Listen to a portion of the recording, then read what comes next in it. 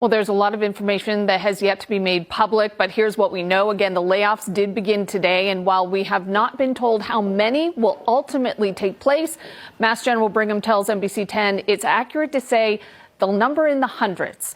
MGB says, like most healthcare systems around the country, right now it's feeling industry pressure. While it has not detailed those pressures specifically, hospitals and healthcare systems across the country have had to overcome greater demands with a smaller workforce. MGB says it will soon face a $250 million budget shortfall, and the layoffs are being done in hope to overcome that. But it admits this is crazy, this is painful. A statement sent to NBC 10 reads in part, "We recognize the impact that this difficult decision will have on our impacted employees, and Mass General Brigham is providing market competitive severance packages, benefit coverage to them. We are grateful for the contributions of these colleagues and the value that all our employees bring to our organization each and every day." Now, the statement does give us an idea of the restructuring that will take place within MGB. The layoffs will impact non-clinical and non-patient facing roles, and certain management and administrative positions will be consolidated. Well, you knew it was only a matter of time before one of the big corporates tried to figure out how they could lay off a bunch of people, mass layoffs without severance. And it appears Meta's going to be the one that tests this. They announced layoffs of up to 5% of their workforce. I think that's close to 4,000 employees. And they're using performance reviews in order to decide who they're letting go. Now, there's mixed signals. So if you're in Meta and you've got one of these severance packages, let me know. But I heard it's going to be minimal compared to what a traditional layoff package is. So maybe they're trying to skirt around the legal issue. Again, this just brings it into call. Are they phantom pips? Are these folks at a performance review after 20 years without any issues? They got one performance review and now they've been terminated. To me, this sounds like a way to turn over the folks they want out of the organization subjectively. You know, could it be age related? Could it be cost related? I would bet almost everything I have that it's going to be cost related, because they even said that they're going to backfill some of these positions. Guess what? They're going to backfill with cheaper people or offshore talent in order to do this. So again, I think this is just the first step. You're going to see a lot of these other big orgs follow this, especially if there's not a ton of pushback on what Meta's doing. Curious to see if this is legal, right? Our employment attorney, Craig Levy, I wonder if he's got any thoughts of, you know, if this is legal, especially if this was a phantom pip or the first time in 20 years you've been written up and now you're terminated. Seems kind of shaky, because I've seen how these orgs work and how unorganized they are and how subjective these performance reviews are. So we'll see where it goes. And if you do work for Meta and you were part of this or heard how they've made this decision, I'd be curious to hear from you as well. So again, if you're one in Meta, heads up, I guess you probably know by now.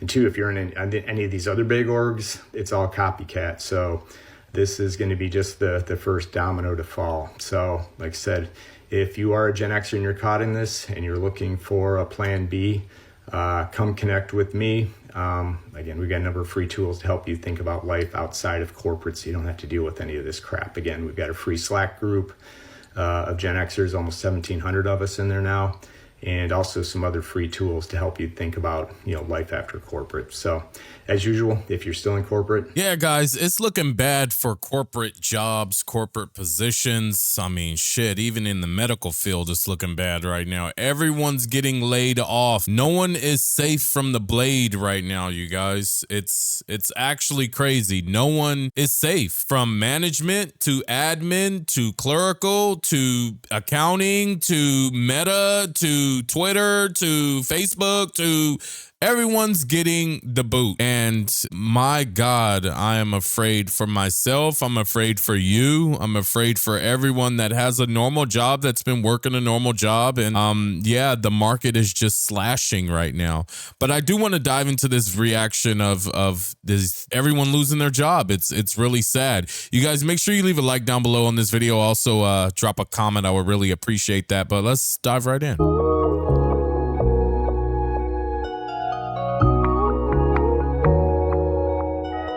What up, Nurse Gang? What up, TikTok? So breaking news. Mass General and Brigham has just announced that they will be laying off hundreds of workers amid restructuring, and they're in a $250 million deficit. That's crazy, Let's take a deeper look man. into it. Mass General Brigham is planning to lay off hundreds of employees over the next 2 months as part of a broader restructuring effort to address a significant budget deficit. In a statement, the healthcare system announced that we'll be consolidating certain management and administrative positions with a focus on non-clinical and non-patient facing roles. This move is aimed at enhancing efficiency, reducing costs, and maximizing support for frontline clinicians. As a nonprofit integrated healthcare system, Mass General Brigham is firmly committed to investing in their mission of patient care and quality outcomes, said the spokesperson. The statement also revealed that Mass General Brigham is facing a $250 million deficit, and the layoffs are part of an effort to cut $200 million in salary and benefit expenses. The first round of layoffs is expected to take place this week, with a second round scheduled for March. MGB is the largest private employer in Massachusetts and currently employs approximately 82,000 people. What are your thoughts? Let's talk about it. I could say they're going to get rid of a lot of probably nurse managers, staff development, things like that. Yep. Let's talk about it. It's crazy that they're doing this because, to be honest, just not even 4 years ago, the healthcare system was absolutely in turmoil because of a virus, and everyone, they needed so many workers. They needed everyone to be on the front line, and then come 3-4 years later, they're cutting you dry and they don't give a damn. They don't care what happens to your life. They're just going to cut you dry and save money. And yeah, what they need to do is cut from the snake's head, cut some of the executives off. You're trying to save money, but you pay executives like $300,000 a year to push a pen and pad and do nothing. Go to a golf course or some shit. Like, don't cut the small guys. Don't cut the hard workers. Cut the people up top. I mean, but we know it's corporate. That's not going to happen. The 6-year-old company is closing its doors. Jack Cooper Hauling, that hauls brand new cars for GM and Ford, is closing its doors because they don't want to haul any more cars and trucks. You see, GM and Ford have both suffered massive amounts of production downfalls, and this is resonating through the whole market, especially the transport division. But I want to show you a couple of things. This is GM's stock price in the last, since the beginning of the year. Stock slid. And here is Ford's. Ouch. They're both in the toilet. You see, yeah, they're telling us the economy is good and everything's okay. The inflation rate is low, blah, blah, blah. But the fact of the matter is when you have big, heavy hitters of Ford and GM, these guys not necessarily just make cars and trucks, right? They make heavy equipment. They make stuff that makes stuff happen. That's why it's called General Motors, right? They general of everything. But anyway, I don't want to get into that. The fact of the matter is that this company, 96 years old, woman-owned, is going out of business. And it's a very sad day because the CEO even wrote a letter to all of her employees and told them about what was going on. It's actually heartbreaking, and it goes to show you that there is no mercy in what's about to come.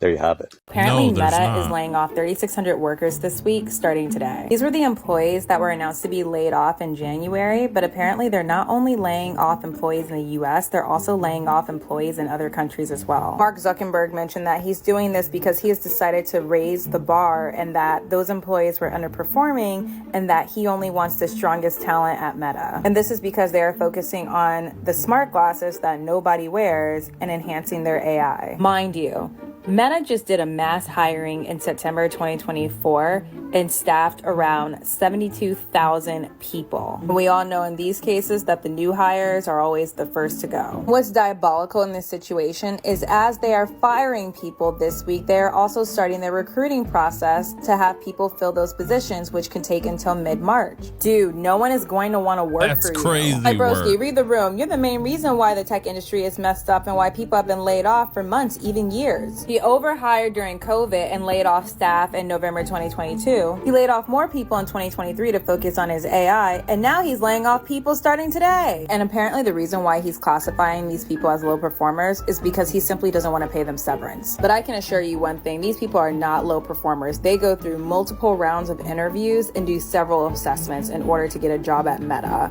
These people are innovative and highly skilled, and I wish the best for them in their future. They don't deserve this. Telling y'all. I agree. I think, to be honest, I think that a lot of companies are going to be doing this low performance, skill based layoff where you underperform, so you lost your job. You know, I think it's a bunch of bullshit. I think they're really just going to be just cutting ties. They want to shed as much employment as they can before the market absolutely tanks. And this is like a tall tale sign of the market is about to collapse. When major organizations start laying off people, they start cutting it from the bottom. That's, you know, that's just saving money. Each employee, they're saving off of paying them a salary. They're saving off of healthcare. They're saving off of all the benefits that's provided. So if they can cut 4,000 to 5,000 people, you know how much money that is that they're saving. So just keep this in mind, you guys, that this is not just going to happen in the tech industry. This is going to be happening all over, across all industries, from medical to tech to production, warehouse. Everything is going to start getting cut because the market is going to tank. Money is not going to be flowing through the country and people aren't going to be spending. And so the only way companies will be able to keep their millions upon billions of dollars is if they cut other people, the worker bees or worker ants that's down there keeping this fucking company afloat. Cut them loose. We already have automation. We have AI. Cut everybody loose. This shit is crazy, man. I feel bad for a lot of these people. It's sad. Because unfortunately we had to make the very difficult decision to do several layoffs, as we all know, because of the loss of federal funding. So the agency, the admin, had tried to do everything possible in their hands to mitigate the issue and try to work on things, but sadly we do not have the possibility right now to keep you in your current position or offer you a different one at this time. So yeah,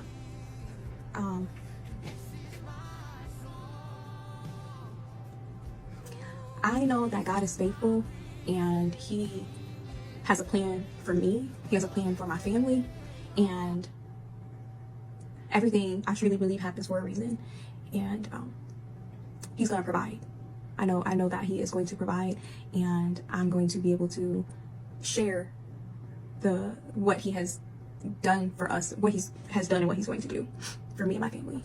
So I will continue to post my TikToks, sharing the gospel, sharing how good God is, how faithful He is. And I also just want to say while I'm here, thank you, because I've grown, in a matter of weeks, almost to 10,000 followers. I want to say thank you to you guys. I know God has something in store for me, and I'm going to continue to say yes.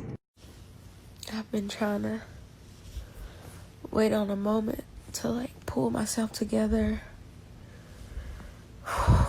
to process what I'm feeling. And I was laid off from my job today. I was I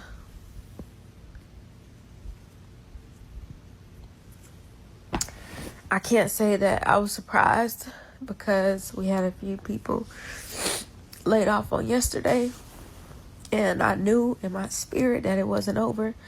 I knew that they weren't done. I was the last person that they laid off.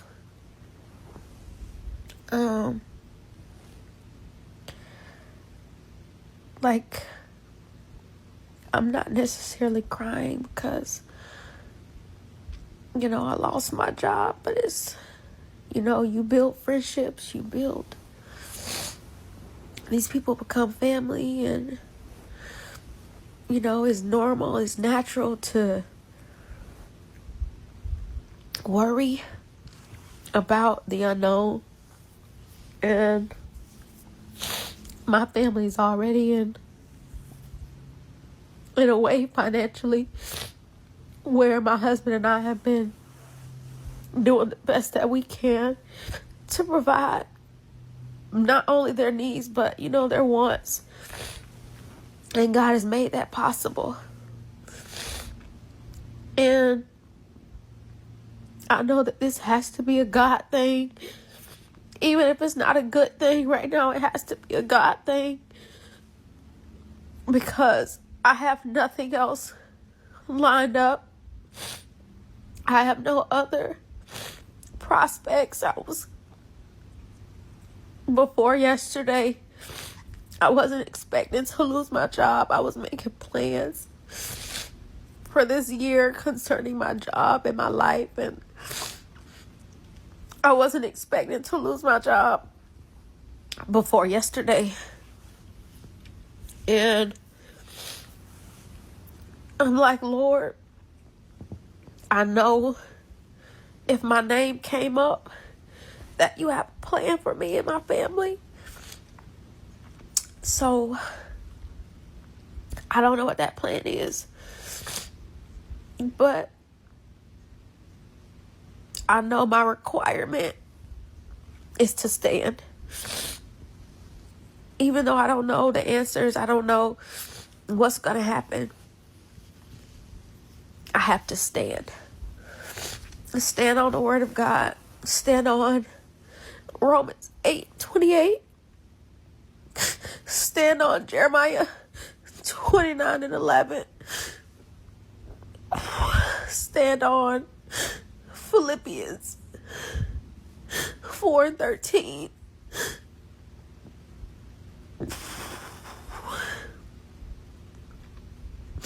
Also stand on Philippians 4:12. And I have to know that God is still worthy to be praised, even in trouble. I'm trusting Him because I don't have a job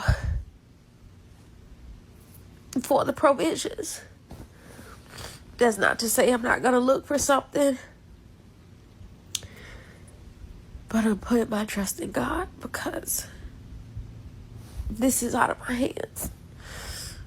And I don't know what our future is going to look like. I don't know.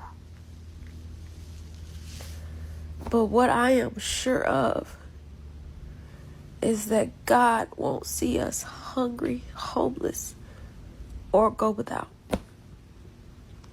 So y'all just pray for me. Pray for my family. And I'll keep y'all posted. And it's crazy. It's crazy seeing these people break down, man. It's really like it shows that we are nothing but a number. It's unfortunate that it's that way, but we are literally nothing but a number, guys. So my recommendation to everyone, if you are watching this video, if you have made it this far, my recommendation is to start building something for yourself. So many different options with building your own equity in life. There's so many different options. You can start a lawn care business. You can start a house cleaning services. You can start, it doesn't matter, dog poop pickup. Like pick up dog shit. Do some car wash. There's so much that you can do to create wealth or create some type of financial growth by yourself, because everyone relies on having a job to bring them money, right? And that's good. It's good to be that way, but it's also even better to have that job and also have another avenue of revenue coming from something that you do, something that you own, something that you're creative with, something that your talent brought you. That's all I'm saying, guys. It's just do something outside of your job, always keep your job and you work goddamn hard at it, but do something else after your 9 to 5. Do something. YouTube, something that you can say, this is mine, this is mine, this is mine, and no one can take it away. That's what I feel like most people should do. I hope you guys take note of that. Please do that, because it is the smartest thing to do. Get on here and speak. So I wanted to share a quick story time about what I've been going through for the past month. So for those of you who may or may not know, I was laid off from my job on January 17th because the company decided that my position was no longer needed and that they're restructuring. So backstory, I asked for a raise in December and I was told the week of January 17th that I was going to have a meeting with my managers that Friday, which would have been January 17th. When I came on the call, HR was on the call, and obviously I knew exactly what was going on. So that whole week I was panicking because I'm just like, okay, it's either they're going to let me go or I'm getting my raise. Because when I asked for the raise in December, they said that I won't be getting it right now, but they would look into it for the new year. So a little backstory, all last year, work has been very slow. I always asked for work. I was always attentive. I was always a good worker. I was the first employee hired by this company in 2023. And that's what really got to me, because I got most of these things up and running. Like literally, besides my directors, I was the first employee that they had. And I onboarded 16 employees within my time there. And I felt like last year, every time somebody got hired, it took away from my role. And I started to have less and less responsibility. So like I said, I always asked for work, but there wasn't really much work for me. Oh, I she don't kind want of to say cooked that herself bringing maybe people I in. messed up asking for the raise, because everyone should be entitled to do that. But because I had access to all employee files and stuff, and I always knew when they were hiring and their salaries, I realized that I was the least paid person. And again, my tactic is I'm willing to do more work to get a higher pay. My position was executive assistant / operations coordinator. And in April, they decided that I will no longer be considered an executive assistant. I will strictly be operations coordinator because I don't do so much EA work anymore. So I was a bit frustrated. It didn't take away from, my pay, but I was a bit frustrated because I worked very hard through all my fields to become an EA. That was always my end goal with a company, to be an EA. A coordinator more so has a cap to them. It has a cap to that role. And that's not the role that I worked hard for. Before I make this story too long, I've been contemplating about asking for a raise since maybe September. And I'm someone that I'm not very confrontational, so I was nervous. I'm like, I don't know how it's going to go. But, with speaking to other people, it's like the worst they could say is no. It's either a yes or a no question. So it took me months. Like I said, in September, I've been wanting to ask, and December is when I finally asked. And I felt like my email asking for the raise kind of triggered them as well too. And I felt like a shift in the way a few people were towards me after I asked for that. I felt entitled because I'm just like, how could I ask a raise when I don't really get that much work? But at the same time, I'm like, it's not my fault that I don't get that much work. I work here too. Everybody else's schedule is fully busy, but mine isn't. So that's not my fault. But in the email, I basically said when I first did the application for this job, I put a certain salary. I didn't get that. But because I was in desperate need of a job and I really liked the company, I was willing to settle and just work my way up. Then I mentioned that I realized that I'm the lowest paid one here. And again, mentioned that I'm willing to do more work to get there. Also, I mentioned that an EA's, an executive assistant's salary could go up to $250K, but an operations coordinator research and fact finding and fact checking before sending that email, because I needed to cover my tracks, and attach the email were all my accomplishments that I had thus far with working for the company. So I gave my manager a heads up that I was going to be sending an email in regards to my salary. And she's like, okay, send it when you're ready. And then we spoke about it in one of our check-ins, and then she sent me an email back saying that I wouldn't get the raise right now. Let's wait into the new year to revisit this, so and so. So I'm like, okay, well, that's relief to me. It's either I get it or I don't. But because of how slow things were, I took applying to other jobs very seriously since October. And another backstory, like my business is career services, business consulting, etc. So I always applied to jobs, and just so I could see like how the job market is, you know, tracking resumes and all these things, just to keep myself on my feet and to keep myself more aware so I could give my clients advice on what they need to be doing and etc.